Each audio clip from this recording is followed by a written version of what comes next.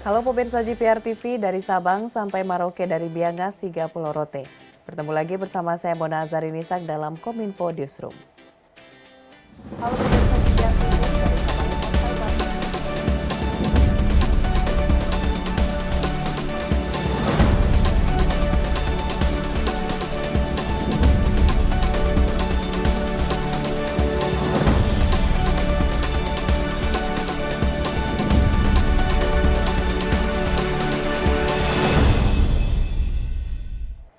Pemirsa, kita ke informasi pertama. Pada Digital Economy Working Group ketiga G20 membahas mengenai tata kelola data lintas negara dan ekonomi digital. Menkominfo Johnny G. Plate menilai pembahasan isu arus data bebas menjadi krusial karena masa depan akan bertumpu pada pemanfaatan data berbagai institusi.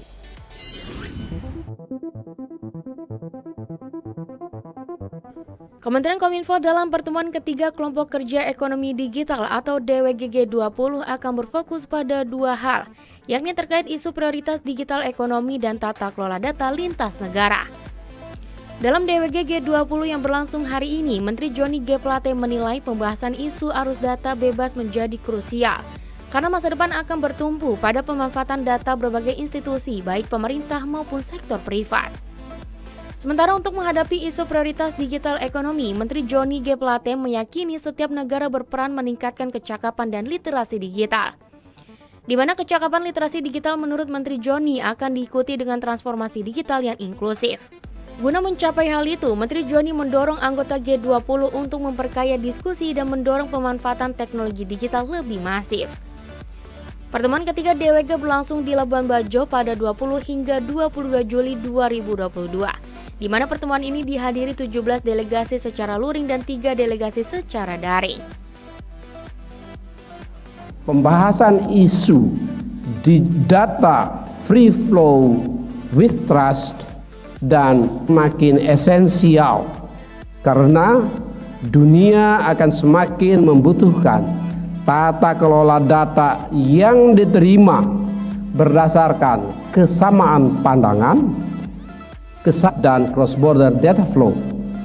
Suatu kondisi yang saat ini belum terwujud. Kesamaan atau commonalities tersebut tentu akan mempertimbangkan berbagai nilai yang penting. Keabsahan, lawfulness, transparansi, dan dalam aspek tertentu timbal balik atau resipros bermanfaat dalam pemulihan ekonomi dunia semata, namun juga mendorong terciptanya sebuah sinergi dan kolaborasi yang konkret.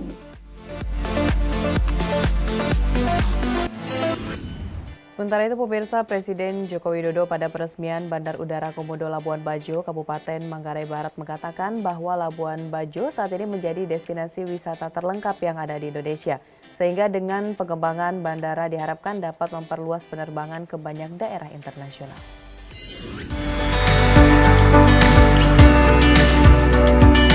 Presiden Joko Widodo meresmikan perluasan Bandar Udara Komodo Labuan Bajo, Kabupaten Manggarai Barat.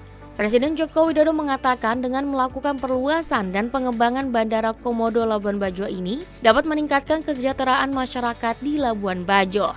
Presiden Joko Widodo menyebutkan Labuan Bajo saat ini menjadi destinasi wisata terlengkap yang ada di Indonesia.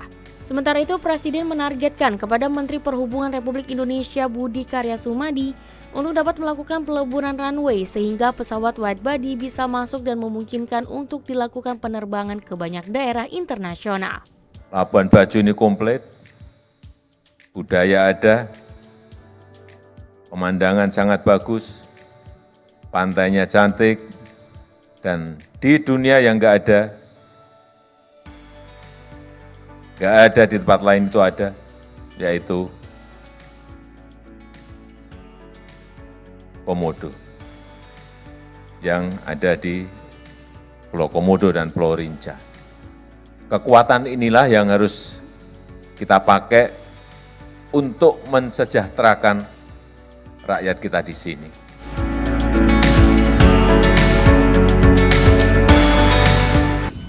Menteri Perhubungan Budi Karya Sumadi berharap agar investor swasta turut berperan dalam mengembangkan infrastruktur transportasi di Labuan Bajo. Salah satunya dalam hal pengembangan Bandara Komodo di Labuan Bajo, Kabupaten Manggarai Barat, Provinsi Nusa Tenggara Timur.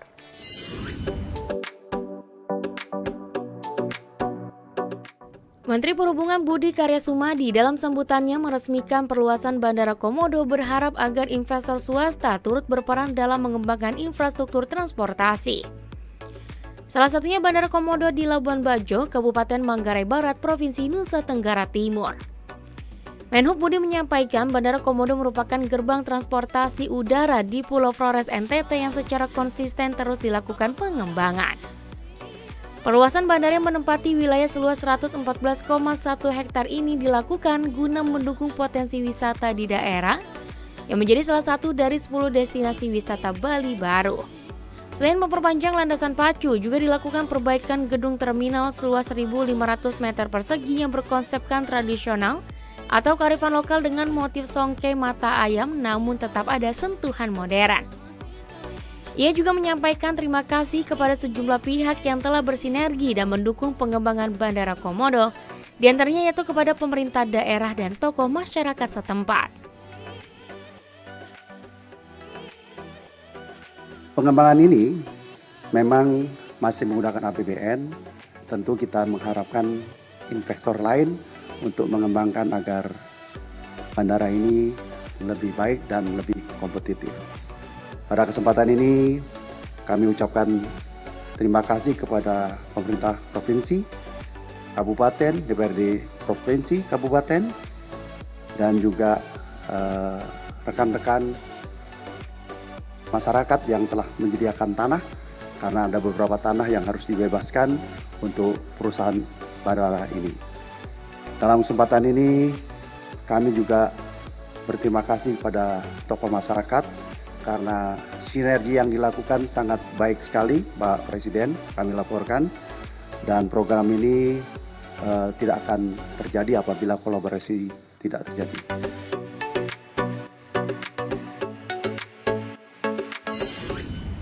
Pemirsa, dalam pertemuan bilateral Menlu RI Retno Marsudi dan Menlu Vietnam Bui Thanh Son membahas upaya untuk mengeksploitasi target perdagangan baru sebesar 15 miliar dolar atau sekitar 224,7 triliun rupiah pada tahun 2028. Selain itu, kedua Menteri Luar Negeri ini juga membahas mengenai upaya untuk mendorong iklim investasi yang lebih kondusif bagi kedua negara. Nilai perdagangan bilateral Indonesia-Vietnam pada 2021 mencapai 11,5 miliar dolar Amerika Serikat atau sekitar 172,2 triliun rupiah. Melampaui target 10 miliar dolar Amerika Serikat yang ditetapkan kedua negara menyusul capaian tersebut. Menlu Republik Indonesia Retno Marsudi dan Menlu Vietnam Bui Thanh Son kemudian membahas upaya untuk mengeksplorasi target perdagangan baru sebesar 15 miliar dolar Amerika Serikat atau sekitar 224,7 triliun rupiah pada 2028. And in achieving such target, we discussed effort to simplify rules on market access for products, particularly or including pharmaceutical and agricultural sector, to explore untapped potential of various commodities and products and to boost B2B links. Selain perdagangan, kedua Menlu membahas upaya untuk mendorong iklim investasi yang lebih kondusif bagi kedua negara. Dalam hal ini, Menlu Republik Indonesia mencatat besarnya investasi Indonesia di Vietnam yang bernilai lebih dari 600 juta dolar Amerika Serikat di berbagai sektor, seperti properti, industri semen, pakan ternak, dan suku cadang. And I saw Vietnam's support to ensure the well-being of the various Indonesian investment in Vietnam. Di kesempatan yang sama, Menlu Vietnam Bui Thanh Son menegaskan bahwa hubungan kedua negara harus terus dikembangkan meskipun di tengah tantangan yang salah satunya ditimbulkan oleh pandemi COVID-19. Karena itu, dalam rencana aksi implementasi kemitraan strategis 2019 hingga 2023, Indonesia dan Vietnam sepakat untuk lebih mengonsolidasikan dan memperdalam kemitraan kedua negara dengan memperkuat kepercayaan politik, memajukan mekanisme kerjasama bilateral, serta menjaga momentum pertumbuhan perdagangan dan investasi. Vietnam looks forward to working closely with Indonesia towards the post-pandemic recovery and sustainable economic development.